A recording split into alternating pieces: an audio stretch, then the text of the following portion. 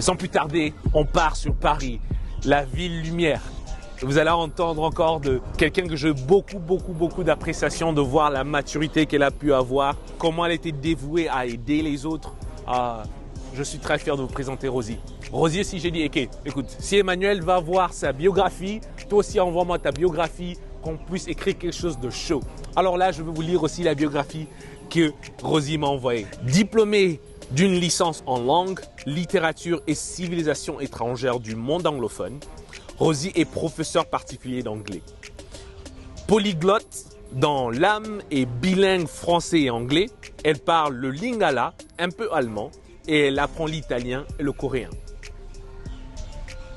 I mean, do I need to say more?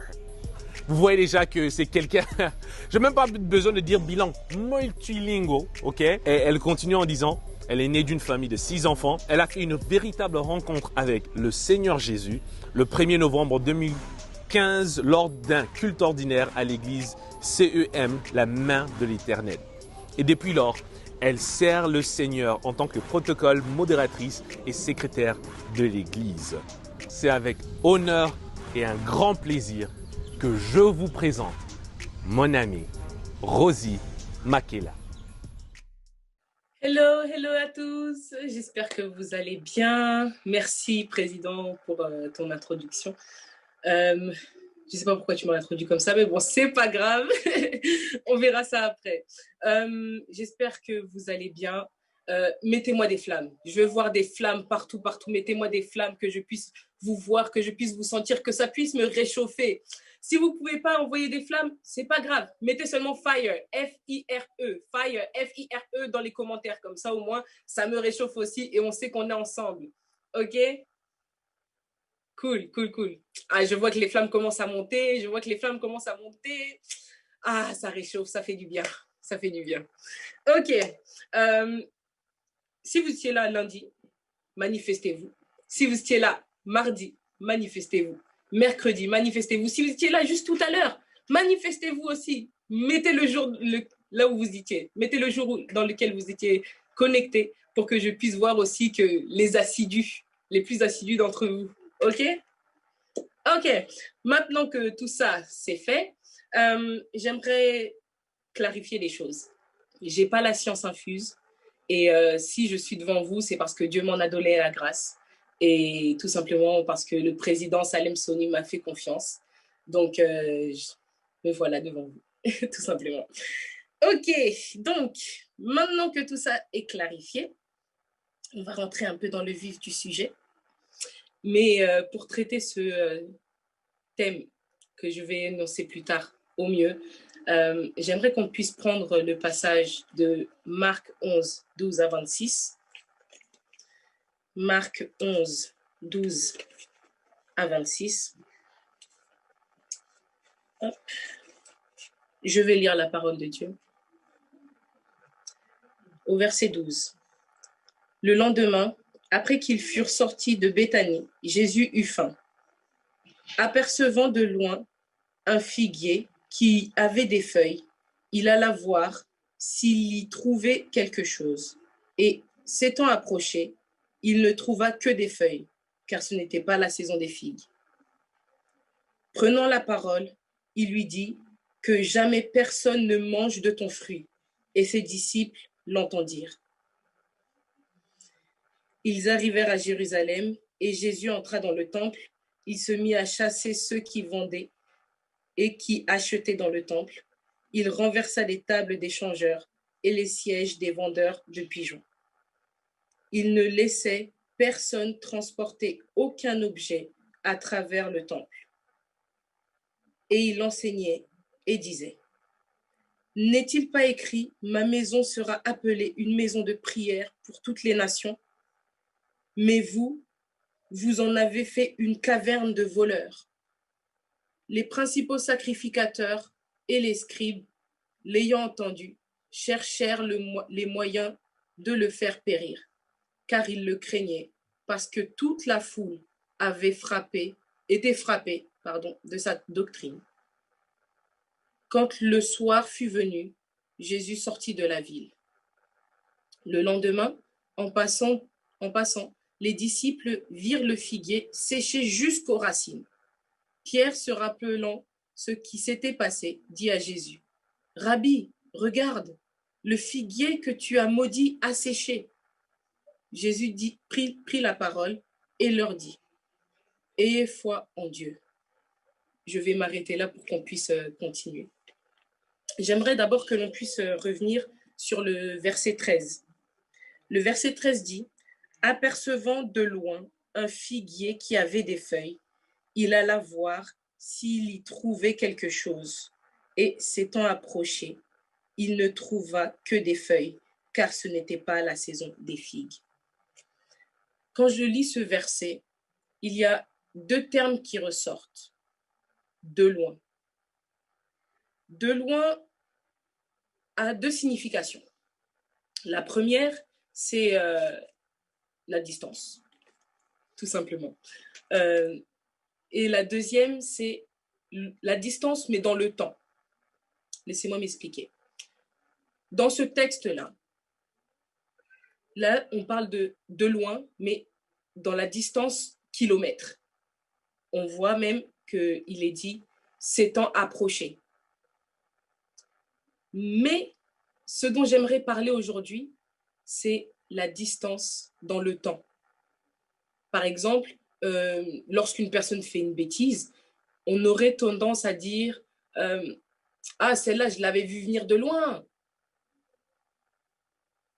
De loin. Donc la distance, mais dans le temps. Ce n'est pas que tu l'as vue par tes yeux nus, mais c'est juste que tu te dis en fait que dans un futur plus ou moins proche, tu savais que ça arriverait. Et c'est vraiment de cet aspect-là dont j'aimerais parler.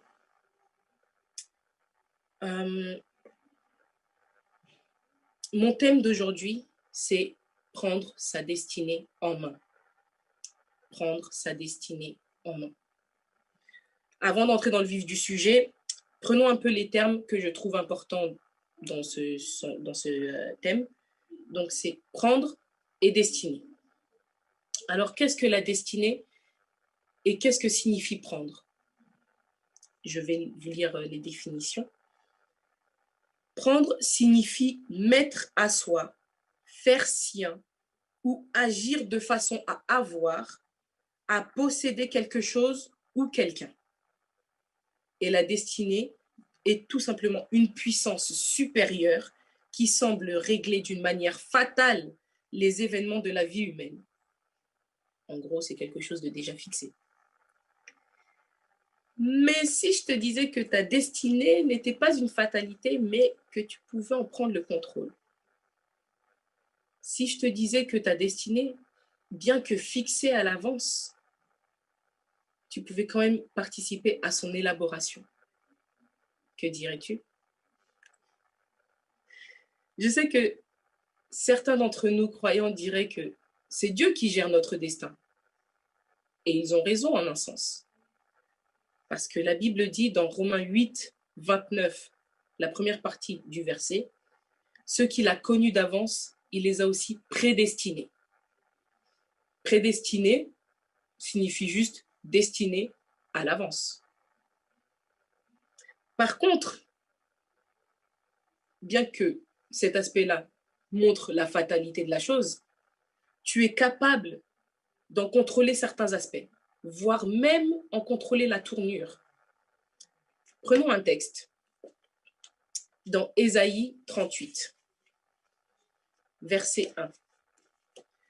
En ce temps-là, Ézéchias fut malade à la mort. Le prophète Ésaïe, fils d'Amoz, vint auprès de lui et lui dit, « Ainsi parle l'Éternel, donne tes ordres à ta maison, car tu vas mourir, tu ne vivras plus. » Waouh, car tu vas mourir, tu ne vivras plus. Là, le roi Ézéchias reçoit une nouvelle que personne n'a envie de recevoir. Le prophète Ésaïe va vers lui et lui dit qu'il va mourir. Maintenant, Ézéchias en panique. Il dit non, je ne peux pas finir mes jours comme ça. Il faut que je fasse quelque chose. Donc du coup, qu'est-ce qu'il fait au verset 2? Il va vers l'Éternel, lui demande encore un peu de temps, encore un peu plus de temps seulement. Et là, on voit au verset 5 que le même prophète qui lui avait annoncé sa mort revient encore vers lui pour lui annoncer que Dieu lui avait accordé 15 ans. Pas une année, pas 2 ans, mais 15 ans. Vous savez ce que c'est 15 ans quand même? Est-ce que vous vous rendez compte? Pour vous donner une petite idée, j'ai 26 ans aujourd'hui. Il y a 15 ans, j'entrais au collège. Il y a 15 ans, le pape Jean-Paul II décède. Il y a 15 ans, pour les Français qui ont l'âge de connaître les francs, le franc français était interdit. On ne pouvait plus l'utiliser. Il y a 15 ans, l'ouragan Katrina a ravagé une partie de la Louisiane. Bref, tout ça pour vous dire que Ézéchias a pu changer sa destinée. Autrefois condamné à la mort, il a pu repousser l'échéance de sa mort. C'est fort ça, pas mal. C'est pas mal, c'est pas mal. J'aime ce que cet homme, le président de la marque Fubu, Damon John, a écrit dans un post une fois. Je vais vous lire ce qu'il a écrit, traduit par mes frères. Tu es le seul ou la seule responsable de tes décisions. Si tu te sens bloqué ou si tu as besoin d'un changement, tu es le ou la seule qui puisse faire quelque chose. Il n'y a personne d'autre sur qui rejeter la faute et il ne devrait pas y en avoir. Cette vie-là est à 100% la tienne. Alors, sois le changement que tu veux voir. Alors, quels sont les facteurs qui peuvent influencer ta destinée, qui peut la transformer, l'accélérer ou même retarder son accomplissement? Laisse-moi te dire que tu dois d'abord être acteur ou actrice de ta vie. Si tu penses que ta vie et que ta destinée est une fatalité et que tu peux rien y faire, c'est faux. Ta destinée est ta vie, donc tu es l'acteur ou l'actrice principale de ta vie. Mon pasteur Mariette Matadi, que je salue d'ailleurs, aime bien dire ça. Et elle a totalement raison. Tu dois être l'acteur principal de ta vie parce que c'est ta vie après tout. Il faut donc commencer à t'intéresser à ta destinée parce que ta destinée fait partie de ta vie. Ce que tu dis et comment tu te comportes influe sur ta destinée. N'as-tu pas remarqué quand tu fais une bonne action ou quand tu fais du bien à quelqu'un, déjà, tu te sens bien et quelque chose de bien t'arrive en retour. Par exemple, pour illustrer la chose, si tu cèdes ta place à une personne âgée, peut-être que une personne comment on dit, te dépanne financièrement sans que tu lui aies demandé quoi que ce soit en fait, ou autre. Et c'est ça en fait. Mais attention, parce qu'il faut que ton action de départ soit faite avec un cœur sincère, sans contrainte et sans rien attendre en retour. Tout simplement. Pourquoi, vous me direz? Est-ce que vous avez déjà entendu parler de la loi de l'attraction? Ou que tout se paye ici-bas? Ou même encore que l'on récolte ce que l'on sème? C'est exactement ça. Lorsque tu sèmes quelque chose de bien, tu récoltes quelque chose de bien. Maintenant, il ne faut pas s'attendre à ce que lorsque tu sèmes les graines, que tout pousse en même temps et tout de suite. Et là, je m'en vais parler de la patience. Nous, les êtres humains, nous sommes très patients de nature. En général, bien sûr. Surtout nous, les Français. Bon, là, je m'adresse aux Français. Surtout ceux qui habitent en Île-de-France. Surtout ceux qui prennent le train. Vous, là. Ça vous arrive, des fois, vous sortez en retard de chez vous, vous courez pour attraper le train, et là, vous arrivez sur le quai, et vous voyez que le train que vous deviez prendre arrive 5 minutes en retard. Non, pardon, on est trop impatients. Surtout quand le train qui est affiché 5 minutes en retard arrive en fait à l'heure. Oh, comment ça nous frustre! Comment ça nous frustre! Tout ça pour dire que nous sommes impatients et il faut apprendre à être patient. Parce que la patience nous aide aussi à gérer notre stress, à avoir la maîtrise de soi et tout simplement à ne pas avoir un point noir dans une si belle journée. Pourquoi gâcher une journée pour un instant, un mauvais instant? Il y a aussi une autre chose. Tes compétences, ce que tu es capable de faire, peut aussi influencer ta destinée. Je m'explique. On se retrouve parfois à réussir des choses plus facilement que d'autres. Par exemple, moi, je suis très à l'aise dans les langues. Donc vraiment, les langues, je n'ai pas certaines difficultés à apprendre les langues. Mais par contre, ce qui est de l'histoire, géographie, là, là, c'est autre chose. Tout ça pour dire que toi aussi, tu as ces choses-là où tu te sens plus à l'aise. Et ça peut t'aider aussi à trouver, par exemple, le travail de ton repos. Là où le travail où tu te sentiras le mieux et où tu t'épanouiras. Comprendre tes forces aussi te permettra également de maîtriser ton comportement, ta façon de réagir face à telle ou telle situation. Jusque-là, je t'ai parlé de ta personne, de ce qui était en toi. Donc, c'est-à-dire tes compétences, tes sentiments, ton comportement, etc., etc. Mais il y a un autre aspect qui est très important, et voire même plus important que les autres. Tu es la serrure qui débloque la porte de ta vie, de ta destinée. Mais si ta porte elle est encore fermée, c'est pour deux raisons. La première, c'est que tu n'as pas la clé. Ce qui est normal si ta porte reste verrouillée. Et la deuxième est que tu as la clé, mais tu ne laisses pas cette clé-là ouvrir la porte de ta destinée. La clé dont je parle, c'est Jésus, tout simplement. Maintenant, j'aimerais te dire que lorsque tu acceptes Jésus en tant que Seigneur et Sauveur de ta vie, tu as accès à celui qui détient ta vie, ta destinée entre ses mains. J'aimerais m'adresser maintenant à ceux qui ont souvent entendu parler de Jésus et qui se demandent « Ouais, qu'est-ce qui va pouvoir changer pour moi, celui-là ?»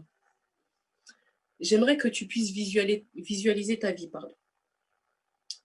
Que tu puisses voir ce qui n'a pas fonctionné, ce qui aurait pu être mieux, ce qui aurait pu être amélioré. J'ai pas envie de te vendre du rêve en disant que ça ne serait pas passé parce que c'est faux. J'aimerais maintenant que tu puisses visualiser ce que tu as ressenti après ces moments. La colère, le stress, la peur, la tristesse, la dépression, bref, tous les sentiments, les pensées négatives qui sont passées après ces moments-là. Si tu avais Jésus, peut-être que tu serais passé aussi par les mêmes moments, mais tu aurais appris à gérer la situation autrement. Je te parle par expérience. Laisse-moi te raconter une histoire. J'étais endettée à souhait parce que j'étais étudiante. Et vraiment, c'était une somme que plus grande encore que tu peux l'imaginer. Bon, peut-être pas que tu ne peux l'imaginer, mais pour une étudiante, franchement, c'était impossible à vivre. Et pendant toute ma scolarité, j'étais endettée. J'ai dû faire des dossiers de surendettement à 2 reprises. Mais j'étais tranquille, sereine. Pourquoi? Parce que j'avais Jésus. J'avais Dieu avec moi et je savais que cette situation-là n'était pas pour durer pour l'éternité, en fait. Elle n'était pas pour l'éternité. Et je savais aussi que Dieu pouvait me sortir de cette situation. Parce que ce n'est pas ce qu'il avait prévu pour moi. Je me connais. Si j'avais pas Jésus, j'aurais pas pu le faire. J'aurais pas pu le faire. La gestion du stress, la gestion de cette situation n'aurait pas été la même. Ça, c'est sûr. Je me connais. C'est pour ça que je dis ça. Et du coup, si je te dis qu'aujourd'hui, je ne suis plus endettée, mais sans avoir déboursé ne serait-ce qu'un seul centime, franchement, tout ça pour dire que avec Jésus, il y a toujours quelque chose de mieux qui t'attend derrière. Maintenant, j'aimerais parler à ceux qui ont Jésus, mais qui n'arrivent pas à débloquer leur destinée. C'est soit tu as pas crucifié ta chair, soit Dieu veut t'emmener quelque part, ou soit il veut se servir de ton expérience pour enseigner quelqu'un. J'aimerais que nous puissions nous concentrer sur cette première catégorie de personnes, ceux qui n'ont toujours pas crucifié leur chair. L'apôtre Paul dit dans Galates 2:20, j'ai été crucifié avec Christ, et si je vis, ce n'est plus moi qui vis, mais c'est Christ qui vit en moi. Et ça, nous avons du mal à le faire en tant que chrétiens. Nous voulons avoir le contrôle sur tout. Nous voulons tout contrôler. Mais si je te disais que c'était ça, justement, avoir le contrôle, si laisser Jésus la place de gérer, de commander, te permettait justement d'avoir le contrôle absolu sur ta vie. C'est paradoxal, n'est-ce pas? Et pourtant, pas si fou. Pas si fou. Laisse Jésus gérer les commandes. Laisse-le gérer les commandes et tu verras si ta destinée n'est pas débloquée. Et une autre chose, j'aimerais dire que si tu ne lui demandes pas clairement quelle est ta destinée, tu ne le sauras jamais. Certes, il connaît nos pensées. Certes, il connaît nos envies, nos désirs. Mais si tu ne lui demandes pas concrètement de quoi il s'agit, il n'agira pas. Parce que ce n'est pas un dictateur en soi. Il nous laisse le libre choix de le choisir ou non. Mais si tu veux vivre le meilleur, tout le temps, toute ta vie, choisis-le aussi tout le temps, toute ta vie. Pour récapituler, j'aimerais dire que tu peux choisir de vivre ta meilleure vie si tu lui dis oui, si tu le cherches de tout ton cœur. Et la première étape, justement, c'est d'accepter Jésus en tant que Seigneur et Sauveur. La deuxième étape, c'est lui faire confiance. Et faire confiance aussi au processus de transformation qu'il entame en toi. Et enfin, il faut le laisser prendre le contrôle total de ta vie. Car la parole dit qu'il a formé sur nous des projets de paix et non de malheur afin de nous donner un avenir et de l'espérance dans Jérémie 29, 11. En acceptant Jésus-Christ dans ta vie, tu auras déjà fait la moitié du travail. Car la patience que j'ai citée précédemment te sera donnée via l'Esprit Saint, parce que c'est les fruits de l'Esprit. Ça fait partie des fruits de l'Esprit. J'aime ce que Priscilla Shirer a écrit dans son livre Discerning the Voice of God, discerner la voix de Dieu. Elle dit que si nous sommes tout le temps impatients, nous laissons peu de place à Dieu pour nous diriger dans notre emploi du temps déjà chargé.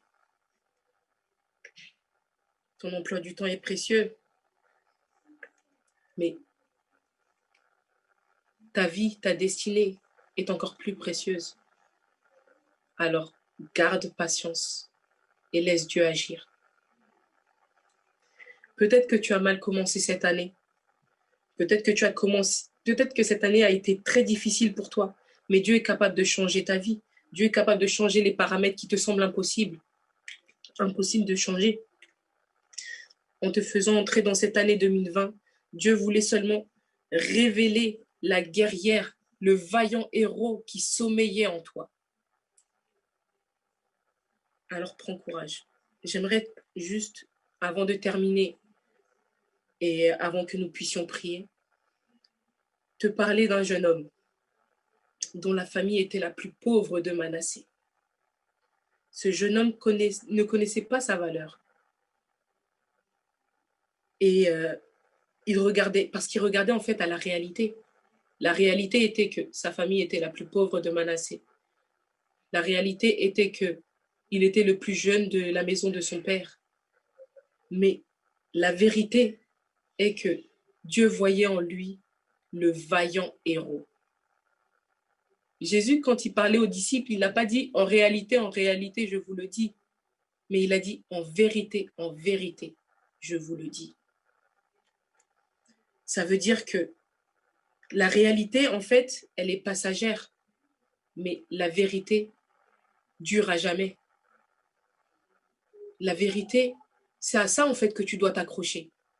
Et cette vérité-là, en fait, c'est Jésus, tout simplement.